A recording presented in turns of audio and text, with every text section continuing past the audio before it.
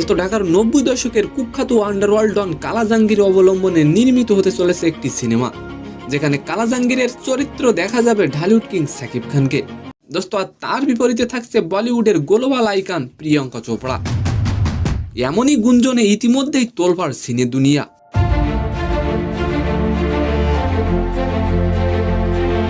দোস্ত তবে এই ঘটনার সত্যতা কতটুকু? সত্যিই কি সাকিব খানের সাথে কাজ করবেন প্রিয়াঙ্কা চোপড়া?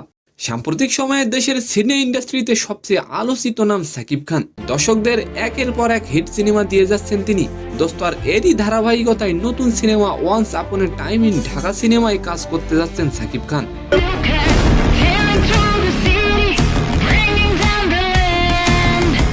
দোস্ত সিনেমার বাজেট যেহেতু বড়, তাই সিনেমার প্রতিষ্ঠান নায়িকা নিতে চাচ্ছেন বলিউড থেকে। গুঞ্জন শোনা যাচ্ছে যদি বলিউড অভিনেত্রী প্রিয়াঙ্কা চোপড়া যদি সাকিব খানের সঙ্গে অভিনয় করতে রাজি হন, তাহলে তারাই নাকি প্রিয়াঙ্কাকে কাস্টিং করতে রাজি আছেন।